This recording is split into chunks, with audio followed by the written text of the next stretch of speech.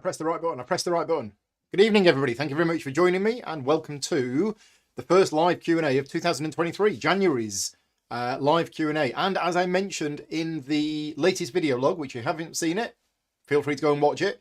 It's a long one, but as I mentioned in that video log, we're moving the Q&A. So instead of them being the last Wednesday of the month, they're going to be around the middle of the month from now on. That's because I'm moving the video logs to the end of the month. So I kind of want to bring the Q&As forward. So yeah, so next Q&A will be the middle of February. Anyway, thank you very much for joining me. And yeah, the format of this is going to be almost the same as the last ones. I say almost the same. It's going to be exactly the same.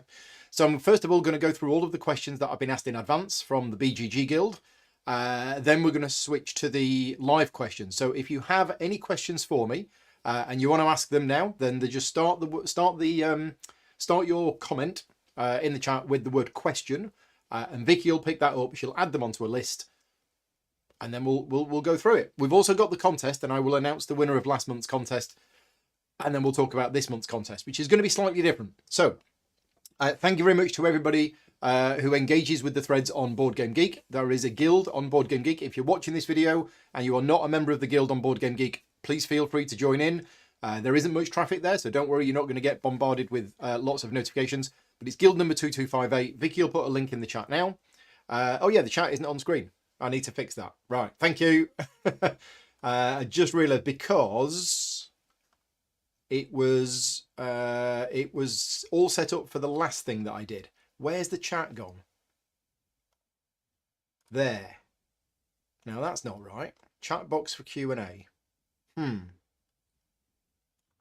Yeah, the chat doesn't seem to be working, does it? There it is. The chat's working. I do need to change the size, though. Thank you very much for spotting that. Let me just change the size. No, that's not right. Do it that way. Won't take me long to fix it. That's about right. That will do for now. And let's just put that there. So there we go. Right, the chat is now on screen. Thank you very much for spotting that. So what was I saying? I was saying something about something. No idea. Completely lost my train of thought. Anyway, let's go to the questions from the guild. Oh yeah, Vicky's going to put a link to the guild. Feel free to join the guild, but don't just join it. You need to click the subscribe button as well. If you don't click the subscribe button, you won't see anything that's going on the guild. And there's the occasional conversation there. And once a month, I post a thread on there asking for questions in advance. And that's what I'm going to do now. I'm going to go through the questions in advance that I've been asked. So the first one is from Wade. And he says he's got a relative who is playing with the idea of creating inceptions for board games that already exist. For example, she's taken an old game of Candyland.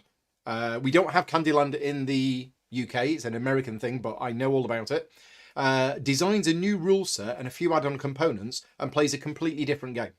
As a long-time gamer, what are my thoughts on this? So there's a similar thing that has happened at some UK conventions that I've been to over the years, where they run a contest where people split into groups and they get given an old style game and they've got to design a game based on the components they're given. So it sounds like a really interesting idea, and I know people that have been involved in this. It's not something I would personally be any good at, and I don't think I could do, but it's a good idea. I mean, if anything that uses people's minds in a creative way, I think is a good idea. So if they're able to take a game of Candyland or even Monopoly or something like that and actually design a new game using the same components, then great, you know. Yeah, not something I do, but I'm always impressed by the people who can do that sort of thing. Right, next question is from Brian. If I was paid a princely sum to rewrite any one dodgy rulebook of your choice, which game would I choose and why? And I think this is going to be the first question that's going to go over to the guild. So Chrissy, who's watching this live, if you could transfer this to a question on the guild, I'd like to open this question to everybody else on the guild. And the question is from Brian. So this thread will appear on the guild in probably a few minutes time. It's if money was no objective, which rulebook that's out there for a game would you want to see me rewrite? I have my own thoughts on it. But yeah, I'm curious to see what other people think. So yeah, that's going to be a thread on the guild. And if you want to take part in that conversation, head over to the guild in about 5 or 10 minutes time, or at the end of this video, and you can take part in it. One of the games that springs to mind for me is a very old game called Magic Realm. And Magic Realm had an almost indecipherable rulebook, and it's a massively heavy, complex game. And it came out, I think, in the 70s or 80s, and it's your old style Avalon Hill, walls of text, just, you know, no examples and awful. So something like Magic Realm would be a challenge, would be a massive, massive challenge, and it really wouldn't be worth it because a handful of people around the world would probably appreciate it. A game like that's never going to get made again. In fact, a lot of people said Mage Knight was sort of the closest thing we've got to Magic Realm. Anyway, that's the one I'd pick. But as I say, the thread on BGG, we'll find out what other people want. And if you don't want to take part in the thread on BGG, but you're watching this video back afterwards, feel free to leave me a comment. Leave me a comment in the video and let me know what rulebook you want me to rewrite. Next question from Brian is, what game do I think would benefit from an expansion and why? This could be for any reason, i.e. taking them from very good to great, extending the replayability, etc. I really should have thought about this one beforehand. What game do I think would most benefit from an expansion? I mean, I can't say Star Wars Outer Rim, because for 3 years we were waiting for an expansion for that game, and we've now finally had an expansion for that game. So I can't say Star Wars Outer Rim, but I might have to come back to this one later on. Rather than put this one on the guild, let me know in the chat. Let me know what you think if you're watching this video live or if you're watching this video afterwards. What game do you think would most benefit from an expansion? I mean, I'm trying to think right now of the ones that I've been playing recently. And I'm trying to think which ones of those would benefit from an expansion. Bearing in mind, some of those have probably got expansions already in development for them. Let's have a look around the room. I mean, the obvious one is Heat, but it's pretty obvious that that is going to get an expansion soon, because the base game of Heat comes with spaces for 8 player tokens in the box, and there's only 6 of them. So I'm pretty sure they've got a 7 to 8 player expansion coming out for Heat next year. I would have thought. Brian also asks, ranking my games collection on PubMeeple was a bit of a marathon. Yes, it was a 12-hour show in the end, split into 3 parts. If I could rank all of the biscuits that I have tried on a similar type of site, now he's mentioned a couple of websites, I don't know whether these websites are real, cafecruncher.com and biscuitmunchingeek.com. How long would it take for me to rate all of the biscuits? Well, it certainly wouldn't take 12 hours, because I mean, the problem was that I rated 620 games, all against each other. So if I was to enter all of the different types of biscuits into something like that, it probably would only take about an hour. Have I managed to try the new Galaxy Milk Chocolate Orange Digestive Biscuits? I haven't. I didn't know they existed. I think Brian just thinks I eat biscuits all day long. So yeah, Galaxy Milk Chocolate Orange Digestive Biscuits. I'll try and get some of them, although we are trying to eat healthier. So yeah. Right, next question from Dan. Now, again, going back to the guild on BGG, there is a discussion thread recently because I have a number of house rules that I've got a number of house rules that I use for a number of different games. And I've got a thread which you can, it's a geek list, and you can get to it and you can find out all of my different house rules that I use for different games. And there's a discussion of it going on the guild. And Dan has read through the thread and he says, he's noticed that a lot of my house rules involve making games less random, bringing the randomness earlier in the game so you're not surprised by it halfway through the game, or making a decision later in the game so that you're less affected by the randomness. Yeah, I clearly don't dislike randomness itself, considering all of the card-based games that I play where I don't know what cards will be drawn. And he's asking, where do I draw the line on such things? So yeah, in summary, there are a few things where I like to do house rules to tweak the game more, so it's a little bit more strategic and reduce the random element. And I do that in a few ways. And one of the ways is that I don't generally like the extremes happening. So to some people, when an extreme situation happens, they find that fun and exciting, right? For me, I don't find that fun and exciting. I don't want, like, you know, no matter how well you play the game, oh, somebody's just rolled 3 6s and they win because they rolled 3 6s. Well, that's not a good game, right? If you have a game where the core mechanism is rolling 3 dice and then doing something with those dice, But there is a global rule that says anytime a player rolls 3 sixes, they win the game immediately. And anytime a player rolls 3 ones, they are ejected from the game. Let's just say, for example, that's the rule. That's an awful, awful rule. And whilst none of us would ever play a game with that rule, there are certain games that I play where when these extremes happen, they kind of have the effect of giving that player either a massive advantage or a massive disadvantage. So what I like to do with some of my house rules is I like to bring the averages in together so that the extremes don't happen as much. Yeah, and I also don't like, end of game scoring cards being revealed halfway through the game. I want the end of game scoring cards to be revealed at the start of the game so that I can make meaningful decisions rather than just randomly find out halfway through the game, oh, that player just happened to be pursuing the right strategy for the end game scoring card and this player hasn't, which is just random, and that's not right. But yeah, Dan makes a very good point. I do play a lot of card games, so where do I draw the line on such things? I don't actually have a line, and I've never really thought about this, but I know what I like and I know what I don't like. And whilst I do like reducing some level of randomness, there's no way that I could apply any of my standard house rules to a game like Marvel Champions, which I think doesn't have a problem because you're drawing so many cards. Yeah, I mean, there is one common house rule that's used for Tapestry. Excuse me, because the Tapestry cards can be a little bit swingy. So a lot of people play that with draw 2, choose 1 and put the other one to the bottom. Ultimately, you still might get 2 bad cards or 2 good cards, but I've seen that used. So no, I don't have... Well, I probably do. If I really sat down and thought about this and we had a discussion for hours,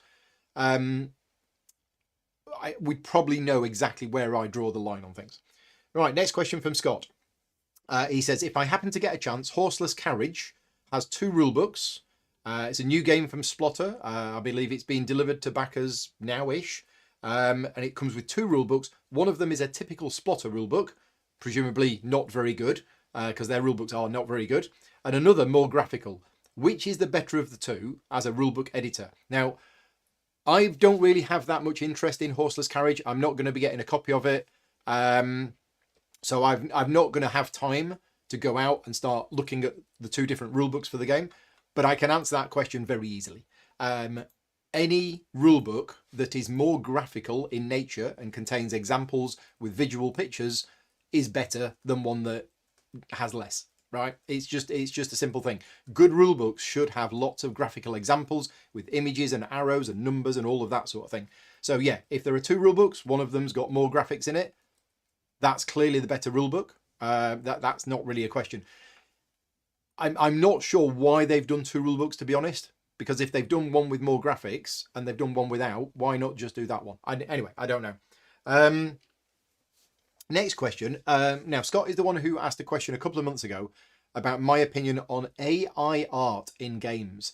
And I didn't really know anything about this at the time. And Scott sent me some links to it. I did have a look into it, but I'm still not quite sure I understand what this is. And he's actually created a prototype himself. So if you're interested in seeing this, go to the guild on BGG, find the thread where I posted people to ask questions, find Scott's question, and you can see on there that he's creating a card game, and there's images on that card game that are AI generated. So I think I need to start a discussion on the Slack channel later on today or tomorrow, because I am interested about this from a curiosity point of view. I don't know how AI art works. Is it that you say, oh, I want a picture of a building, and then some AI system goes off and finds other images of buildings that have been created by other artists?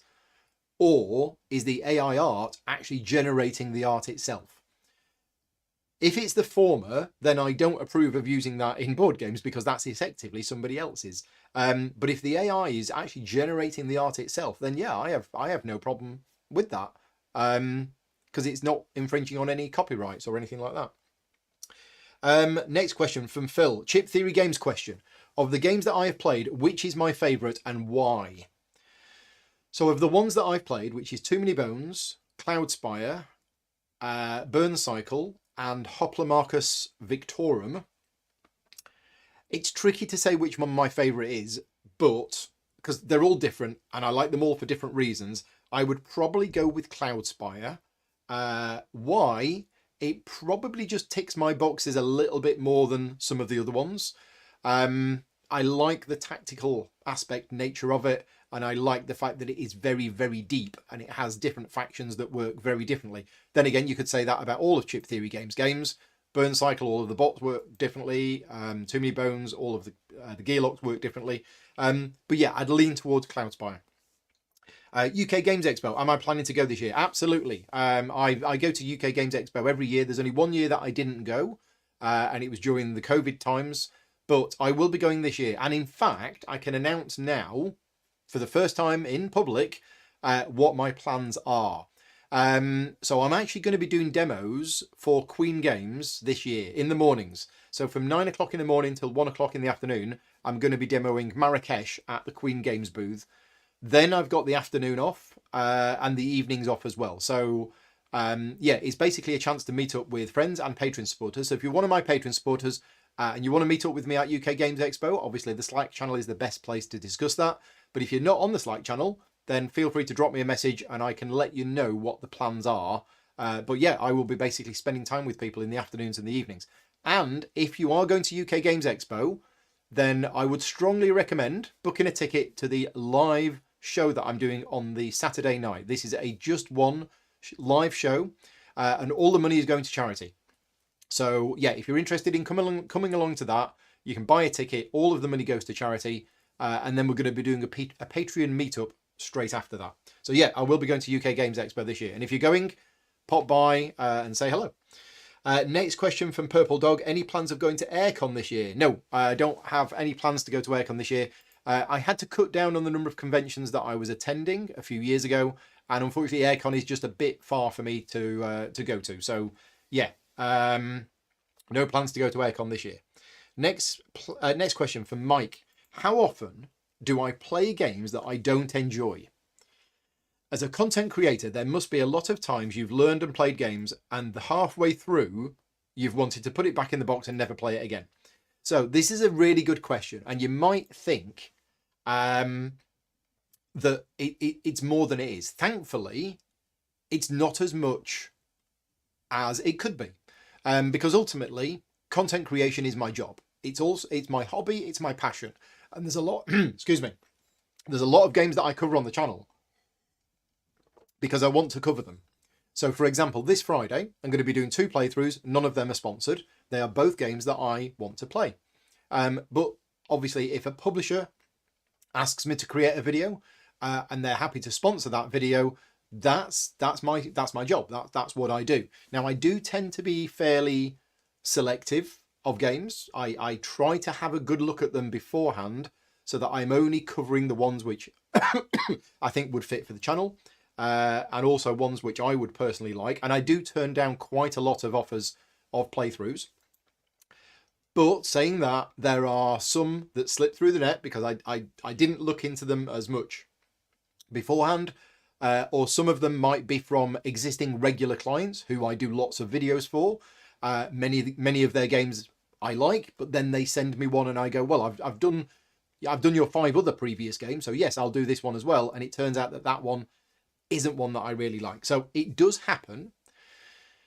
I would probably guess at somewhere between 5 and 10% of the time, which is great. You know, if half of the games I was covering I didn't enjoy playing, then I'm doing something wrong. But it's actually a fairly small percentage. Next question from Mike: have I ever gone through an extended period of time where I have enjoyed games less? No. Thankfully, my passion and my excitement over playing games hasn't waned at all. Yeah, forever. So yeah, I not gone down at all.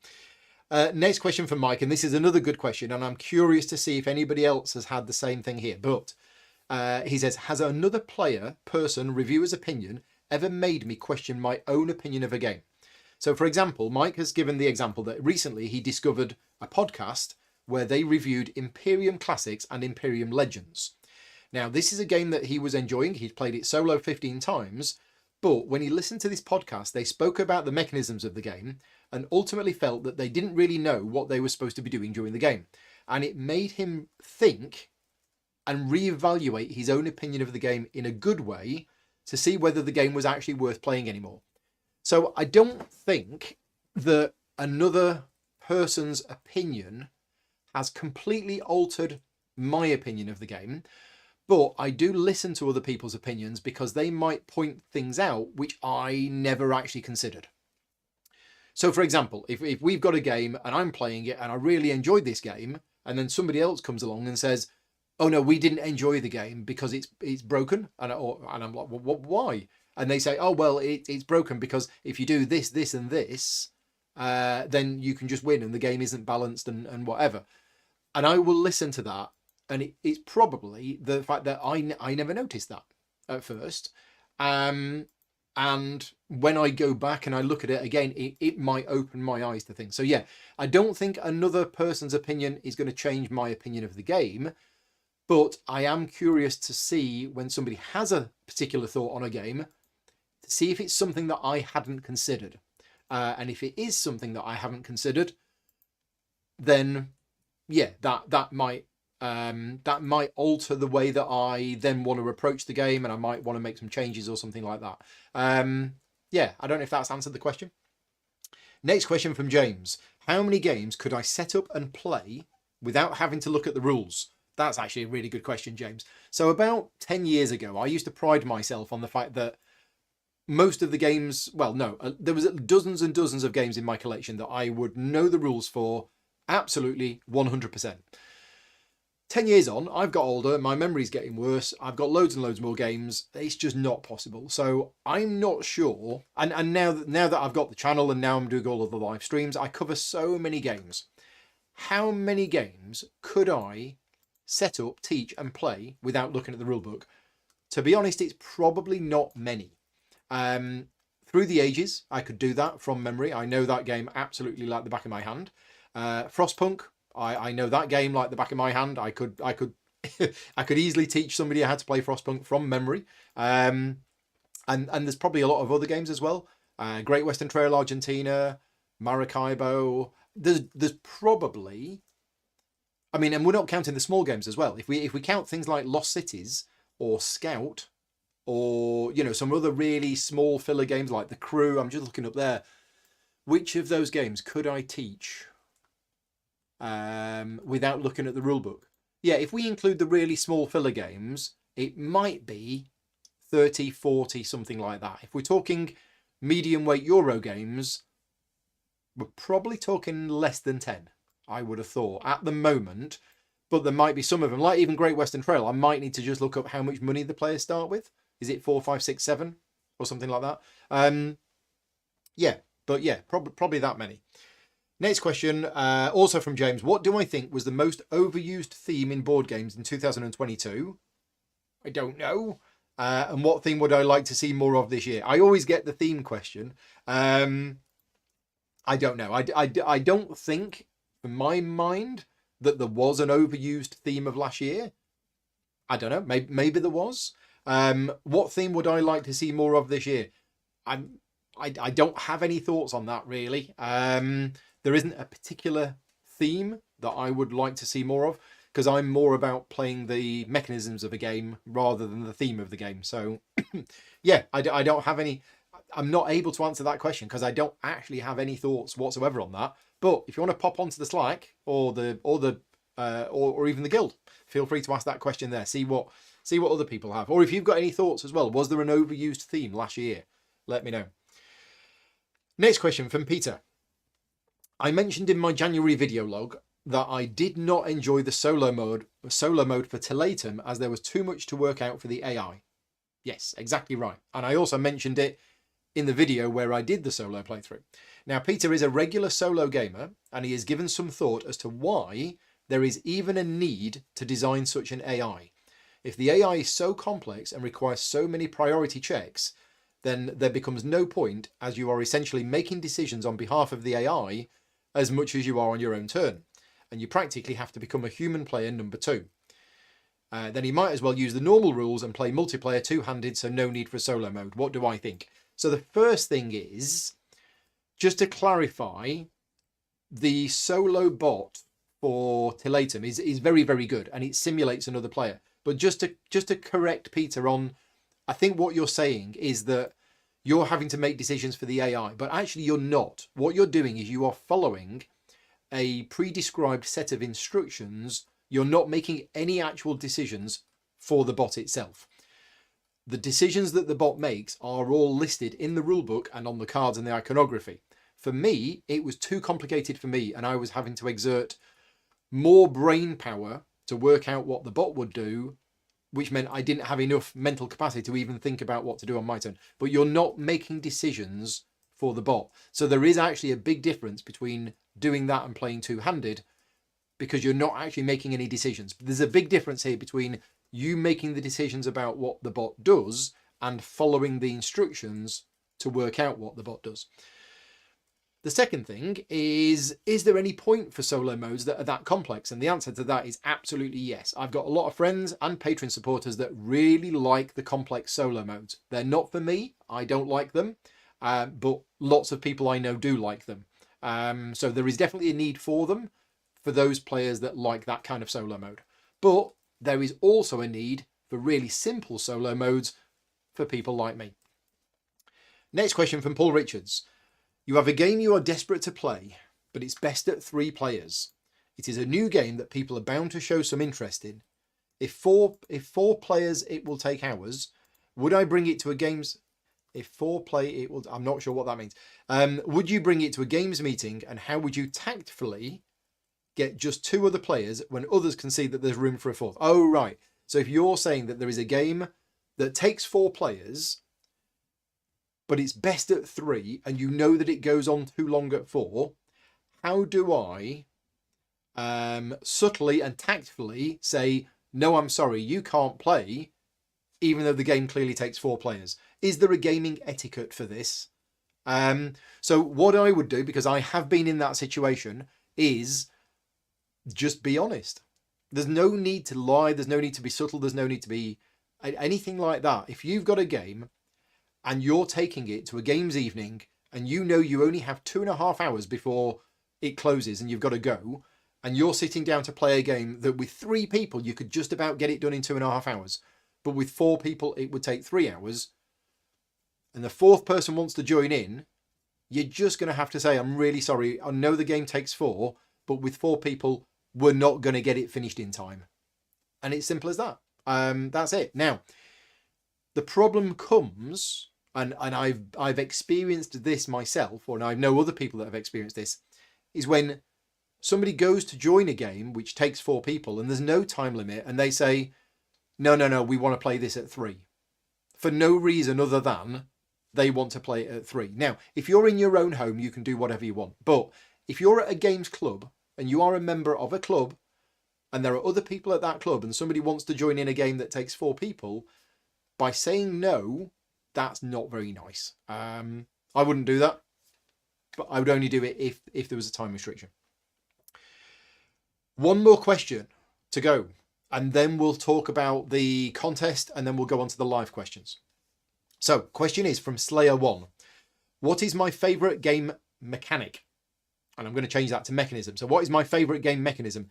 Deck building, worker placement, or what? So it's a general question about which is my favourite one. And I don't have a favourite one.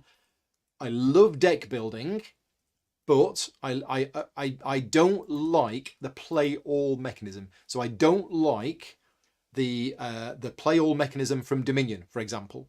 I do like Aeon's End. So any kind of deck building game where you have a hand of cards and you've got to play those cards or you discard them and then you draw new cards, I don't like that. I want choice. So I want Mage Knight, or I want Aeon's End, which is, here's your hand of cards. You can play some of them, you can keep some of them till next round if you want to, or you can discard some of them if you want to. You know, you've got choice with the cards. So I like deck building. I really like deck building as a mechanism. I love worker placement as a mechanism. I love resource conversion. So any kind of game where there is a space that I can go to that converts 1 brown cube into 2 green cubes, I'm all over that. So yeah, I do like resource conversion. I also like buying and selling, and I like dynamic markets. So that where the price of a good changes based on the supply and demand, or something like that. There's a lot of different mechanisms that I like in games, and there's a lot of mechanisms that I don't like. He's also asking, which do I prefer, competition versus cooperation? And I was actually thinking about this. This is an interesting question because earlier this afternoon, a random thought popped into my head because my copy of Hoplomachus Remastered has arrived today. And it got me thinking about conflict in games and why a lot of us enjoy playing games which are about conflict. What is it about these games that we enjoy playing? You know, I don't go out on a Saturday night and start beating people up in the high street while dressed as a gladiator. But maybe I should. Maybe that should be no. But would I really enjoy playing a game where I'm a Roman gladiator going around and swinging my sword and fighting against beasts and other players? Yeah, I would. And is it because I don't know what it is? Is it, you know, I'm not really into that whole psychology stuff or human nature, but as gamers, we play a lot of games where there is conflict, as in actual fighting, and there is a lot of conflict in other games as well, even if it's not direct fighting.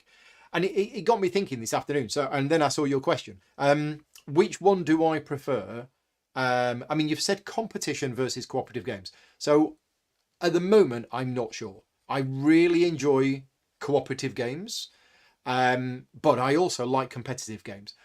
If I was forced to make a decision, I would probably lean on the side of cooperative games just because that's sometimes a better experience for me. So for example, if we take a game like Maracaibo, which actually has a competitive mode and a cooperative mode, I would probably prefer the cooperative mode in the game because I like working with somebody on solving some kind of puzzle against the odds that the game is throwing at me. Now, there are certain games which don't have cooperative modes. For example, Great Western Trail, one of my favourite games. You know, would I play Great Western? Do I enjoy playing Great Western Trail even though it's a competitive game? Yeah, sure, but it's not a game where I'm. So Great Western Trail is a game like many Euro games that I play, Underwater Cities, Terraforming Mars, and all of those, where I just try and do stuff. I try and do the best thing that I can. Obviously, the aim of the game is to get more victory points than anybody else, but I'm not going, oh, right, well, I need to get 5 more victory points to beat you. Right, how am I going to get 5 more victory points? No, I'm actually trying to get 5 more victory points irrespective of what you're trying to do. So in all of those games, I try and do the best that I can. And then when the points are added up, if I've won, great. But it actually doesn't matter to me. You know, I will try and win the game, but it doesn't matter whether I have won the game or not. Anyway, that's the end of all of the questions that I've been asked on Board Game Geek. So thank you very much to everybody who's asked those questions. And like I said, if you're watching this video back afterwards or you're listening to the podcast of this and you think, well, I can never catch the shows live, how can I ask Paul any questions? The Guild is the best place to do it. So don't start a thread and start asking me questions, but wait until it's normally about 4 or 5 days before the live Q&A. I will post a thread and say, put all of your questions here. That's the best place to do it. Right, the contest. So each month, as part of these live Q&As, to celebrate the success of my Patreon campaign, I give away £50 worth of games vouchers to Games Law. Now, £25 worth of those vouchers comes from Games Law themselves. So thank you very much to Games Law for providing that £25 worth of vouchers. And the other £25 comes from me. So if you're watching this live, or if you're watching this video back afterwards, as long as you're watching it before the 15th of February, yeah, which is the next live Q&A, you can enter the contest. All you need to do to enter the contest is click on the link, which is in the show notes of the video, and it's also in there now. And the secret word, and this is where I'm going to do something a bit different, because I'm not going to tell you what the secret word is. The secret word is the name of the game that I am live streaming this Friday afternoon. So there you go. All you need to do is a little bit of detective work. Find out what game I'm live streaming this Friday afternoon, which is the 27th of January. And yeah, that's the secret word. And good luck. One of you could win £50 worth of game vouchers. Now, I did the draw earlier on today for last month's Q&A. So the winner of the December giveaway was Paul Richards. No, not that Paul Richards, the other Paul Richards. So I have 2 Patreon supporters called Paul Richards. It does get a little bit confusing, but one of them has won £50 worth of game vouchers. And I've, excuse me, I've already contacted you. You've already replied. So that's in motion. Yeah, let me know what you get with it. Right. So let's go for the live questions that people have been asking since we've been on. And the first one is from Kit. Is there anything we wouldn't do for our cats? I don't think there is. I mean, we don't have children. Our cats are basically our family. I don't think there is anything that we wouldn't do for them. Now, we've had 2 cats prior to our current cats, and there was a lot of health issues related to them, which caused us a lot of emotional turmoil and everything else. Thankfully, touch wood, Thor and Loki have been generally, I'm touching everything that's wooden, they don't have any big ongoing health issues, but occasionally they'll do something like get into a fight, get a scratch, get a cut, or something like that. We have the usual thing where we have to take them to the vets. But no, I don't think there's anything that we wouldn't do for them, because they are our family, really. Yeah. The secret word is for the afternoon game this Friday, not the evening game. Right, next question from Hop. Have I played Obsession? What do I think of it? So Obsession is one of those games that I've not played, that everybody is surprised that I've not played.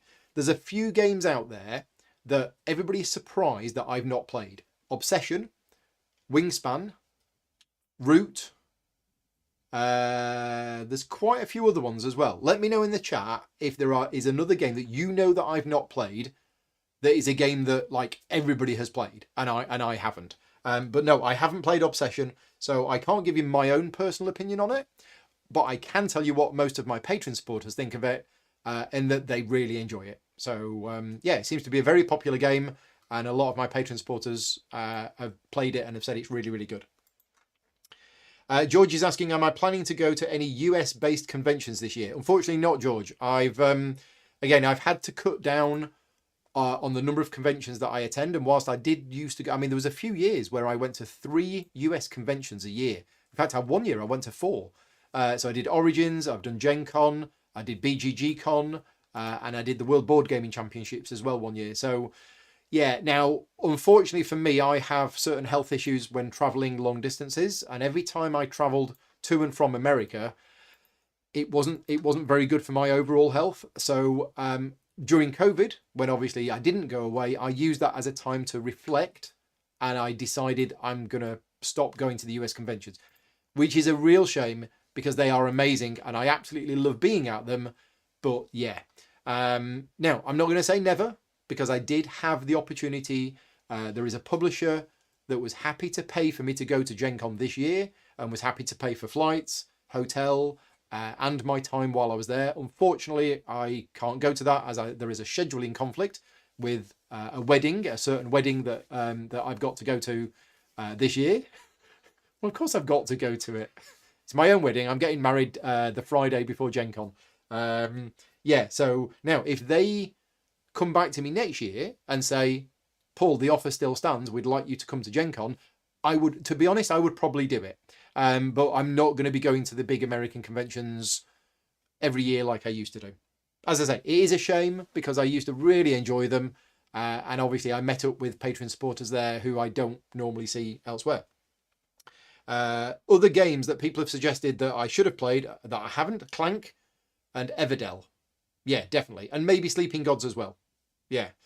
Next question from Hop. What's the biggest misconception Americans have about Brits? Very good question, actually. That we all live in London. So one of the common questions that I get asked when I used to go to these American conventions is there's just an assumption that I live in London. And it's like, no. Not everybody lives in London. London is just a city. And yeah, so that's probably one of the biggest misconceptions. I think there's probably another one as well, that we're all huge fans of the royal family, because I think in America, I think a lot of people in America love the royal family. Now, things may have changed with what's been going on over the last few years, but the impression that I got is that generally speaking, a lot of Americans you know, loved the royal family and thought Britain was all about the royal family. So maybe everybody in America thinks that if you're British, you're a huge fan of the royal family, which some people are not. So yeah, I think that's probably the biggest misconceptions. Ricky's asking, what game are we playing together next? Well, it depends when you're coming over, Rick. Yeah, I mean, our list of games that we want to play together is probably nearing 50. Yeah. So I don't know. I don't know what game we're playing next, but we've got a lot that we want to play. Next question from Thomas. My first playthrough of Revive seemed to indicate possible imbalances with certain factions. Have I played the game more, and does this still seem to be an issue? Thomas, go and check out the video that I did. When did I do it? Friday. Look, just last Friday. I've done it again. I've covered Revive again on the channel last Friday, and we used an official variant rule for the artifact card. So just to clarify, it isn't the fact that there's an imbalance between the faction powers, but one of the issues with Revive, and I'm saying this having played it 3 times, is that you have a faction that has a particular power. Okay, that's fine. That's common in a lot of games. That isn't the problem. But you also, at the start of the game, you choose 4 of these end game scoring large cities. And there are 10 to choose from, and you choose 4 of them at random. Some of those end game scoring cities work better with certain factions than others. So straight away, even before you've even started playing the game, during setup, it could be that player 1 has an ability that matches one of the end game scoring cards, one of the end game scoring cities, and player 2 has an ability that doesn't match any of them. So straight away, player 1 is already at an advantage through no choice or thought or anything. But then you add in the artifact cards, and this is where I think the issue comes with Revive. Fantastic game, but I do believe it has a problem in this area. The problem is that every player gets their own artifact card at random, and you could luckily get an artifact card that gives you extra bonus points for doing the thing that you were going to be doing anyway that your faction is really good at, and there is a city that also does that. And that's the problem. One player could get a really good combo trifecta of faction power, city, and artifact card, and another player might get a faction where there is no city and no artifact card that matches what they're doing. And it's not just me that thinks this. A number of other people have reported this as an issue as well. So yeah, the video that I did last Friday used the official variant where there is one artifact card for everybody. It is like an end game scoring card that everybody has to fight for. And it works really well. And I can't see me ever not using that rule moving forward. So yeah, it's the only downside on an utterly fantastic game. I absolutely love everything about that game, but there is this issue. There you go. Have you done a quick review of Revive for you? Next question from Brendan. Out of the big games sitting on my shelf shouting at me to play me, and Brendan has listed them for me: ISS Vanguard, Frosthaven, Frostpunk, Oathsworn.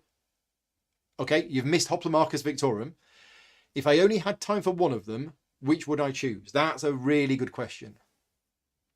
So out of all of those, ISS Vanguard, Frosthaven, Frostpunk, Oathsworn, Hoplimarchus Victorum, the one that I would probably play out of all of those is ISS Vanguard. And that is because I want to experience the story and the narrative with that game more than any of the others.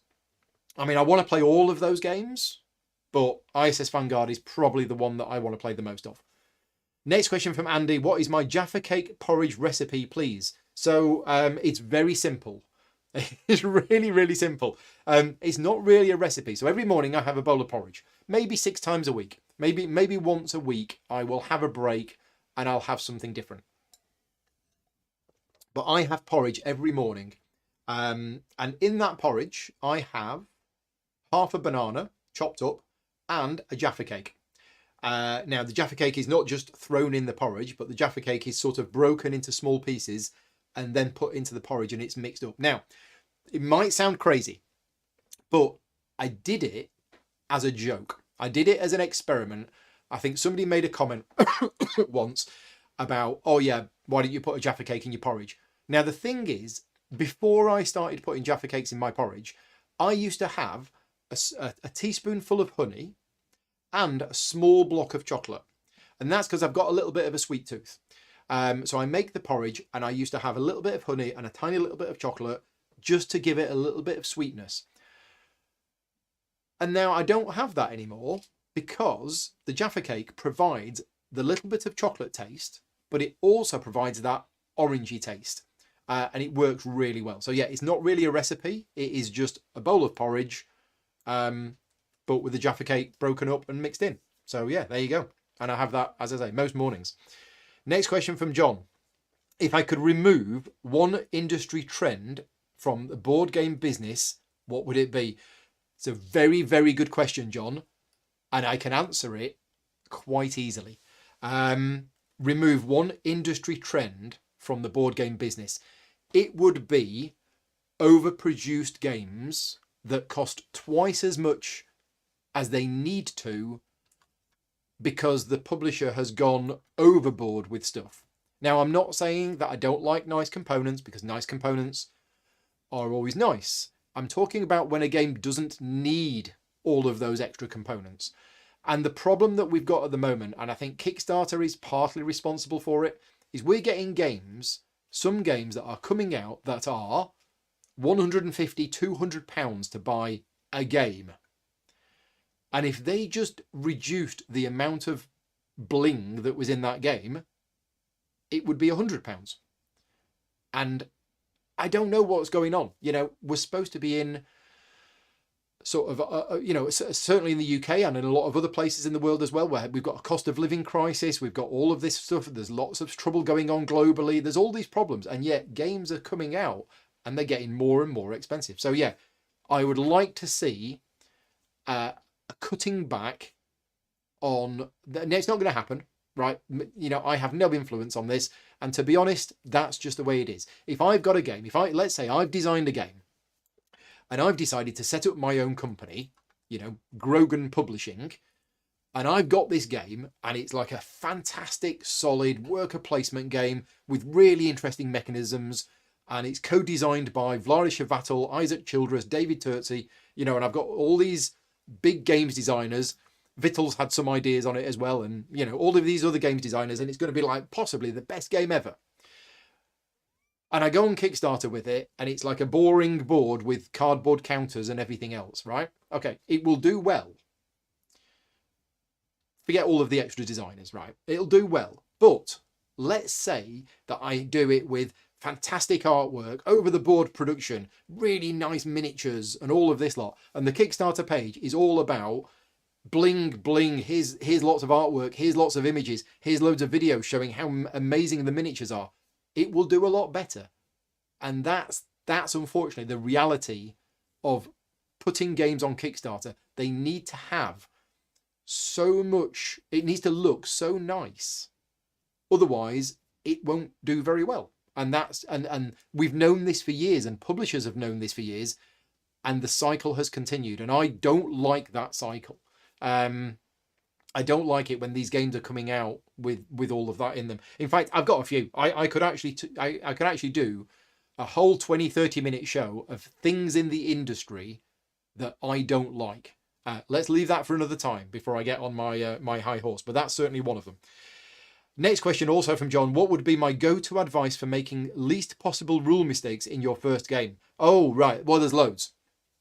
So obviously you need to read the rule book. Watch one of my how to play videos. If I've done a how to play video twice, watch a playthrough video, but make sure you watch a playthrough video from a channel that you trust. What I mean is one that annotates their mistakes. There are a number of channels out there that do playthrough videos and tutorial videos who make mistakes and they don't add annotations, and it really bugs me. So yeah, make sure you pick a channel that does a video and make sure there is annotated notes so that when you watch it, if they make a mistake, you know that they've made a mistake, because otherwise you'll pick up those bad habits. There's other things to do as well, is sit down and multi-hand it yourself. So actually sit down and practice playing a game yourself two-handed, playing against each other, playing against yourself. All of those things will help you do it. Now, if there is a video available, I would also strongly recommend sending that video to the other players, because I'm a firm believer that it shouldn't be the responsibility of the person who bought the game to go through the process of learning it. I mean, that's something that most people do, but why? So if you've got 3 people coming round on Friday and you've just got a new game, it should be a shared responsibility. It shouldn't be just down to you to put in all of that time and effort, and then you've got to teach them. Send them the rule book, send them the video. If one of those reads the rule book and turns up, that's great. For example, one of my local friends, Robert Canner. Robert's great because he when we tell him in advance what game we're playing, he will go away and read the rule book, and then he'll turn up and he already knows mostly how to play the game, if not completely, and that's fantastic. That takes a lot of the pressure off me. So yeah, there's lots of things that you can do. Also, if there is an online implementation of the game on a tabletop simulator, get some friends together and play a game of it on tabletop simulator. Right, next question from Keith. If I could take a train journey anywhere in Europe playing a board game. Hang on a minute, Keith, you said you weren't able to join this live Q&A. Thank you for watching. If you could take a train journey anywhere in Europe playing a board game that mentions a location you go through, what would it be? He'd be happy to take a train from St. Pancras to Carcassonne. For me, it would probably have to be Caelus. Because Caelus is a fantastic game. Used to be my favourite game of all time. And Caelus is a real place. It does exist. So it would probably be that. Yeah, get on a train from London, and yeah, get on a train. Well, assuming there is a train that goes through Caelus. I don't know if there is. There are other places that I would like to visit that I have board games. I've been thinking for years about going to Madeira, and it's somewhere that we talked about because Peter Rushton has recently been to Madeira, and I thought, oh yeah, I quite fancy going to Madeira as well. So there's a few board games that I've got where I actually would like to go to those places, inspired by the board games. Next question. Any recommendations on how to make Tainted Grail more enjoyable? Yes, absolutely. You say you dislike the mechanics, the combat system, the menhirs. It made you stop playing after 5 chapters, but the story is so good. So for me, the story was so good. For other people, have different opinions on that. So there are ways that you can make it more playable. And the first one is that you can say that once a menhir is lit, there is no timer. Okay, literally you light the menhir. So you go through the gathering of resources, you light the menhir, and the menhir is lit. And it stays lit permanently. You can use that rule if you want to. It does take away a little bit of the game, but the game that it takes away is the grind. So yeah, you can absolutely do that.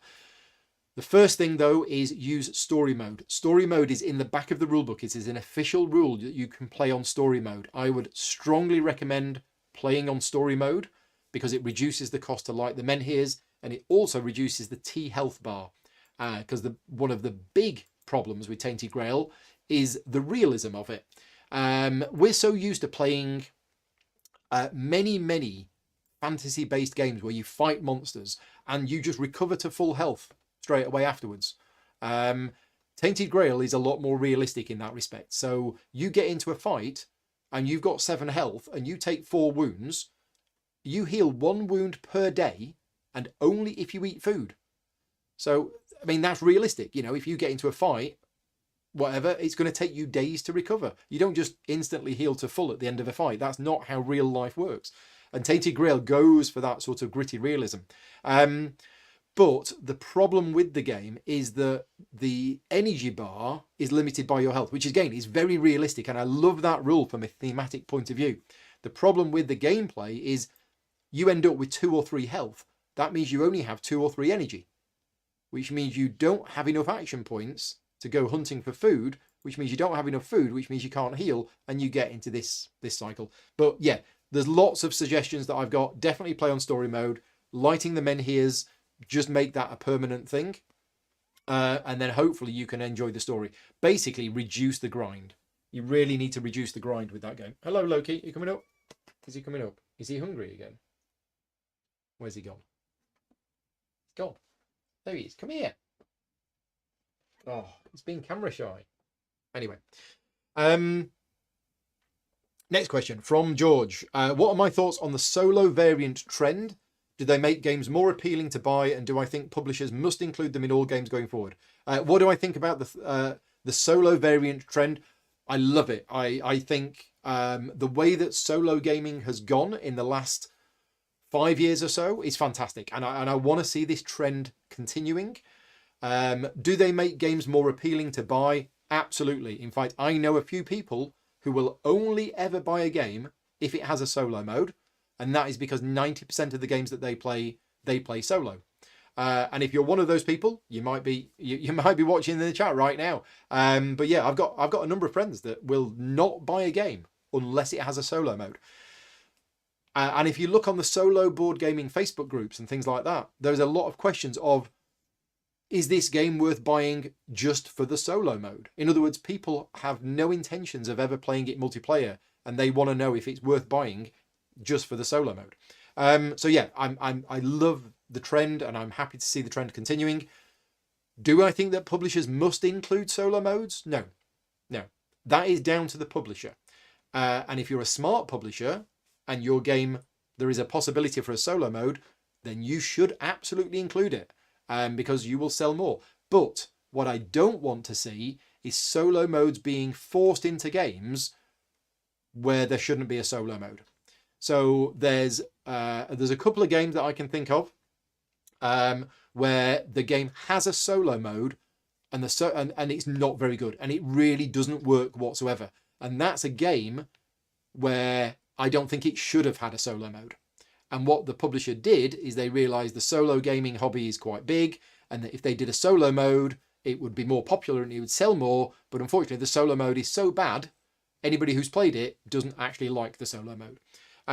So yeah, I don't force. The reason is that they have made some quality of life improvements to the rule set. Now, those rule changes you can actually use in Gloomhaven. And if I was to ever play Gloomhaven again, I would be using those changes to those rules. Invisibility in doorways, advantages with rolling modifiers, variability on push and pull. There's lots of other small rules changes that just make it a better game. But also the world building in Frosthaven, the fact that you are building up the town, the fact that you have a lot more going on, it makes it feel a lot more immersive and involved than Gloomhaven did. So yeah, so Frosthaven is a better game. It is all that it's cracked up to be, and everybody who's playing it is loving it, and I'm not, and that makes me sad. And if you want to know how to play Frosthaven, I've done a how to play video. It's quite a short video. It's only an hour and a half. Next question from Andy. What is the most innovative mechanism in a game from the last couple of years? Oh, you're making me think back the last couple of years, Andy. Yeah, I'm going to need time to think about that one. I would have to go back through all of the games that I've played in the last 2 years and try and think of which is the most innovative mechanism. Because to be honest, I'm not really... I mean, I like when somebody does something new, but I'm more than happy... if we talk about Revive, somebody has said Revive is a great game, but it's nothing new. It's just using things we've already seen before. I don't mind that. Okay, it might be that it's a combination of mechanisms from other games, and there might not be anything new and innovative in it. But for me, it felt new and it felt fresh. So yeah, I don't know. If you've got any suggestions for me, let me know. Let me know. Innovative mechanisms. In fact, let's turn this into a guild question. Let's have this as the second question on the guild. So yeah, the question is from Andy, and it's, what are the most innovative mechanisms that you've seen in a game, your favourite innovative mechanisms in the last couple of years? Head on over to the guild in 10-15 minutes time. That question will be there, and let's see what people think, because it's the reason why I like to put questions on the guild and get other people's opinions is because otherwise it's down to me to have to remember back for the last 2 years. And when I read other people's stuff, that makes me think, oh yeah, that one and that one and that one. So yeah, we'll do that. We'll post the question on the guild and we'll go there. And if you want to take part in that conversation, head on over to the guild, join up, and you can take part in that conversation. Next question from Andrew. Yesterday during unboxing of Hegemony, I spoke about theme in Euro games. Can you tell which Euro is thematic for you? Yeah, so thematic Euro games. Oh, I used to be able to name some. I'm trying to think. I always have an answer for this. Whenever I talk about thematic Euro games, somebody in the chat, give me some ideas of thematic Euro games, because it's very easy for me to list non-thematic Euro games. Thematic Euro games, there's not that many of them, and even ones that people think, oh, this game is really thematic, I look at it and go, no, it's not. You know, it might be about a certain thing, the setting might be there, but actually there's no real theme in the game whatsoever.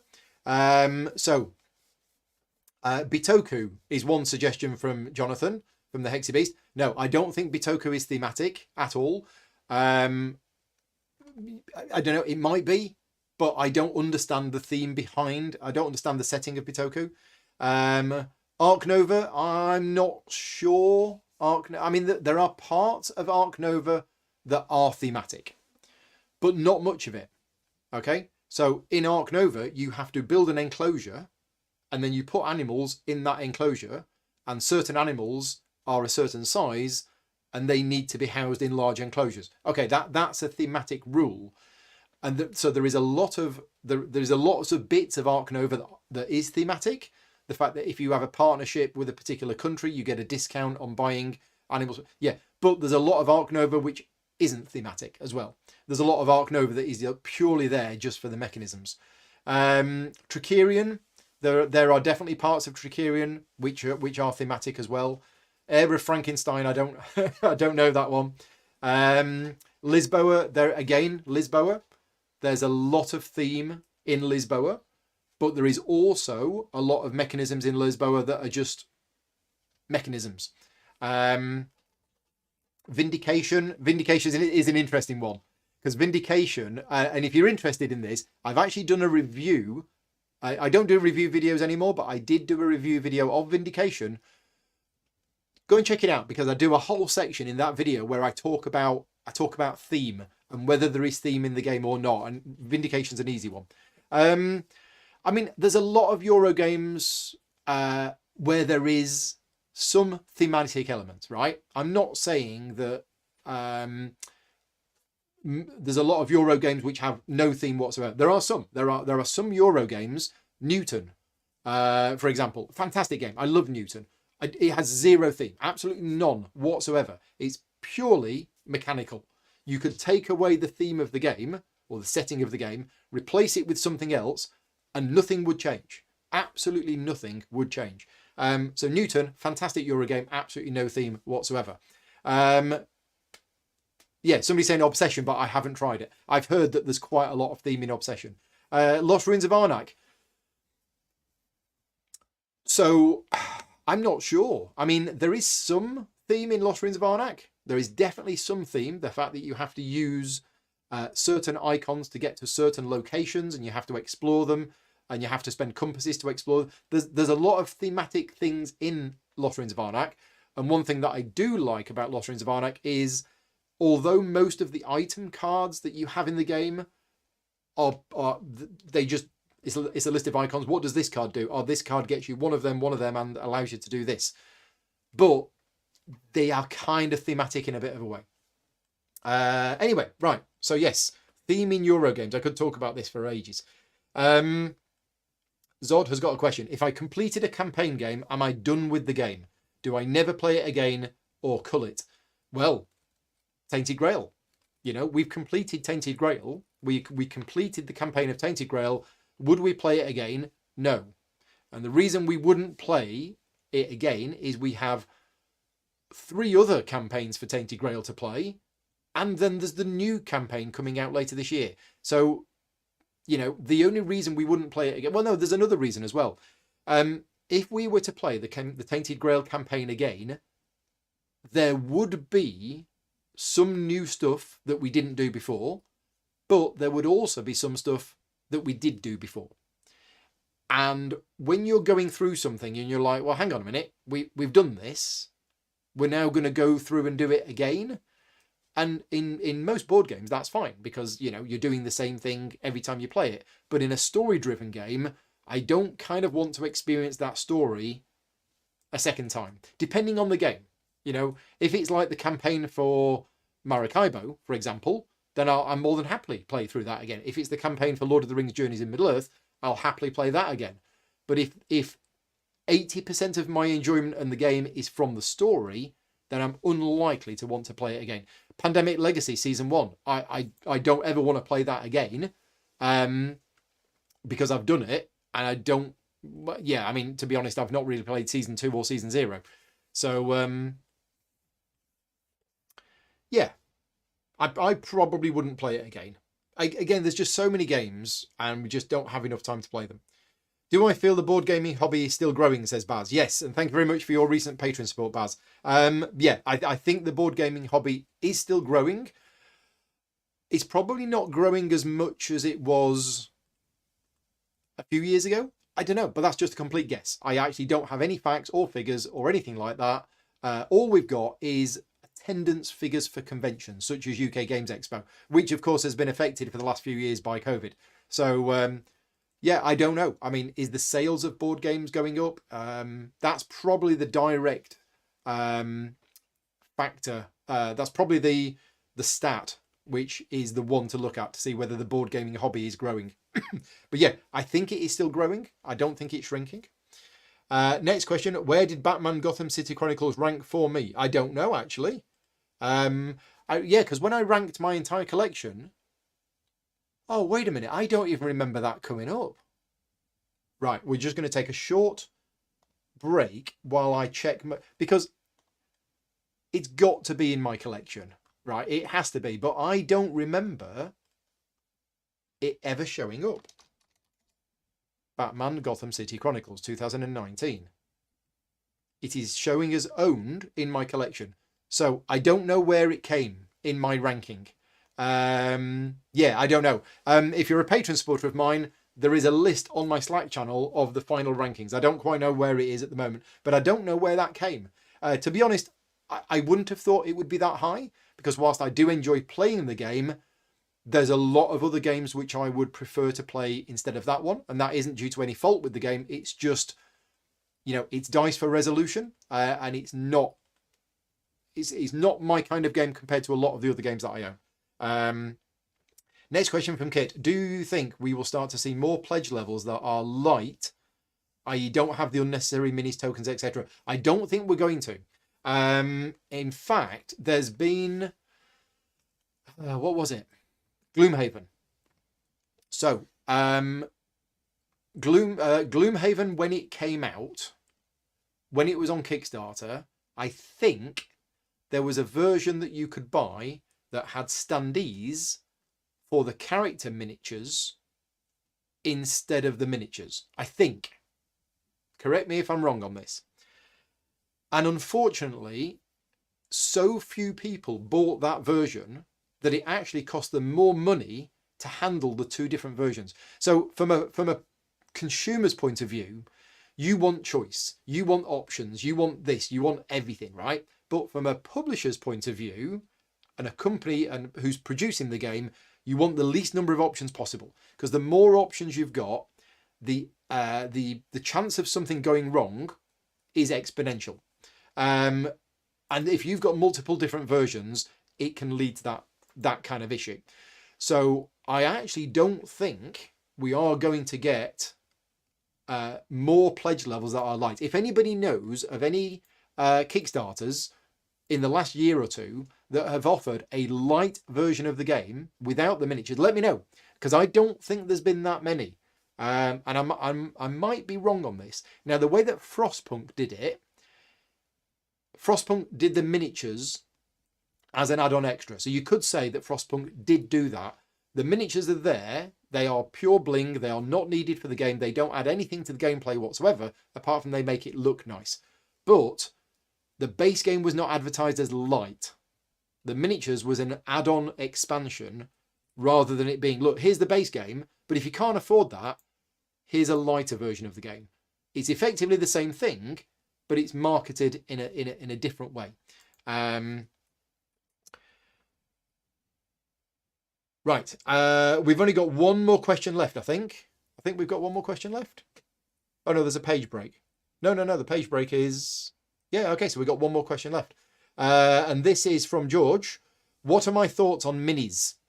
Specifically not offering them as a separate option. Are they redundant? And are they only there to inflate price and raise hype with content created? So this is similar to what I talked about earlier on when I answered John's question about what trend in the board game industry do I not like? And that is the fact that more and more games are having more and more minis getting bigger and bigger and just... and yeah, they do inflate the price. They do raise hype with content creators. They do work. And as I've mentioned earlier on, if you're going to go on Kickstarter and you don't have amazing artwork or amazing miniatures, you're just not going to do as well. I think that's just the reality of the situation. People like gorgeous minis and you want to get them nicely painted and you want to show lots of pictures of them. So yeah, my thoughts on minis. They look really nice. Okay, now I am a consumer and I am a gamer and I also like pretty things. So yes, miniatures on a table do look nice. I admit that. But I don't like it when the miniatures are making a game more expensive when the miniatures are not needed. That's the bit that I don't like. Right, let's just have a quick break.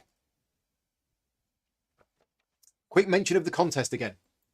And before I mention the contest, I haven't said this yet, but I wanted to say a big thank you to all of my Patreon supporters for funding the channel. For those people who are watching this who are one of my Patreon supporters, a big thank you. Your support basically keeps the channel going. If you're not one of my Patreon supporters and you are in a position to be able to support me on Patreon, then that would be very much appreciated. A lot of the content that I create is not sponsored. For example, this video today, not sponsored. Yesterday's video, sure, it was only an unboxing. I'm taking Friday off work and I've got 2 videos that I'm bringing you. One of them, I'm not going to tell you what it is, but we are playing Atiwa in the afternoon. And again, they're not sponsored. So all of those videos that I'm making are all funded through Patreon. And if you're a Patreon supporter, you also get access to a lot of behind the scenes videos. For example, in the next few weeks, there's going to be a behind the scenes video of me learning how to play Hegemony, because I don't know how to play it and I'm going to be learning how to play it. So I'm probably going to do a behind the scenes video where I literally set up the game and spend an entire afternoon learning how to play it. And things like that. So yeah, big thank you to all of my Patreon supporters for funding the channel. We did a Patreon drive at the end of last year to try and get to 900 Patreon supporters, and we did. We achieved 900 Patreon supporters. So yeah, huge thank you to everybody who's come on board in the last month. But yeah, Patreon support is fantastic. And let's mention the contest. So again, if you're watching this any time before the 15th of February 2023, you can enter the contest. The link is going to be going in the chat soon. Is it? Oh, the link's in the contest. Yeah, so the link to the contest is in the chat and it's in the description of the video. And the secret word that you need to get the question right is the game that I am covering this Friday afternoon. So every so often, every few months, I do what's called the Cult of the Old series, because there's a lot of content creators in the hobby, in the industry, who only cover new games. And I understand why, because they've got so many games coming in all of the time and they don't have time to cover old ones. I like to go back to some older games and cover them. And we're going back 23 years, I think, this Friday. So we're going to be covering an old game, which I've had for the last 23 years, that I think is an absolutely fantastic game. My Patreon supporters voted. I gave them, I think, 4 or 5 games to vote on, to choose from, and they voted on this one. And the name of the game that we're covering on Friday afternoon is the secret word for the contest. £50 worth of games vouchers from Games Law. Don't worry, if you're not in the UK, you can still win, because the £50 should allow you to buy a game with shipping and everything else. And a big thank you to Games Law for contributing £25 of that, and I contribute the other £25 myself. Right, so let's wrap up with some final questions. So no more questions for now, and I will just answer the last couple that we've had. And this is from Frederick. What is my absolute dream stream? Don't hold back. I didn't hear you. Okay. I don't know, to be honest. There's so many games right now. I would love to play ISS Vanguard. I'd love to stream that. I'd love to do more Mage Knight. I'd love to do more Frostpunk. I'd love to do more Cloudspire, Too Many Bones, Hoplomachus Victorum. I don't have a particular one game that I'd like to do a dream stream of. I just have lots of games that I want to cover at the moment. So, yeah, I can't think about that. I mean, it would be fun to do a big, epic 4-player Mage Knight full conquest. It would take about 8 hours. But I don't know whether that would be my dream stream. I don't know if I have a dream stream. I've just got lots of small little dreams. And the final question from Edward: thoughts on Disney Lorcana? Think I'd be diving into it. This is a really easy question for me to answer. I have precisely zero interest in Disney Lorcana for a couple of reasons. The first one is I already have enough card games and I don't play them enough. I have Marvel Champions, which I think is amazing, and I don't play it enough. I have Arkham Horror card game, which I have, and I think is amazing, and I don't play it enough. Netrunner, I think is amazing, and I don't play it at all. So yeah, I have no interest in diving into Disney Lorcana purely from I don't have time to play it, but also I'm not really a Disney fan. I'm not really a Disney person. You know, obviously I like Marvel and I like Star Wars, which are owned by Disney. But if we're talking actual Disney cartoons and stuff, no, that's not really my thing. Yeah, it's interesting that they're doing it, and I have my own thoughts on it. I don't know whether it's just going to be a cash grab. I don't know whether the game's going to be any good or not, but it's going to sell millions and it's going to make them millions. And that's probably why they're doing it. So it'll be interesting to see if there is actually a good game in there or not. Right, I think we're all done. So yeah, let's just wrap things up by saying thank you very much to everybody for watching. If you're watching this live or if you're watching this back afterwards, thank you very much. Thank you very much to Vicky for moderating the chat and answering all the questions. Thank you very much to Chrissy for turning the couple of questions that we've had into questions on the guild. And as I say, if you want to join in with that guild discussion, feel free. And we've also got a few extra things that I want to talk about over the next few days on the Slack channel. If people can prompt me, because I'm going to forget what they are. We'll be back next month. And remember, I'm moving things around. So the next Q&A will be on Wednesday, the 15th of February, 5 o'clock. Should be back to normal time. Other than that, I will see you on Friday for 2 live streams. One in the afternoon, that I'm not going to tell you what game it is for. And then we're going to be doing Atiwa on Friday afternoon. Friday evening. So something on Friday afternoon. And then we're going back to Atiwa on Friday evening. I also have the Frostpunk How to Play video. And I am hoping to get that released for Patreon supporters by the end of this week. And then hopefully that will be made public next week. So yeah, I've got the Frostpunk video, which is imminent. I'm probably going to be working on that tonight. But yeah, for now, thank you very much for watching. Give the video a thumbs up. Leave me a comment if you're watching this back afterwards. Good luck at entering the contest. Take care. Until next time, bye-bye.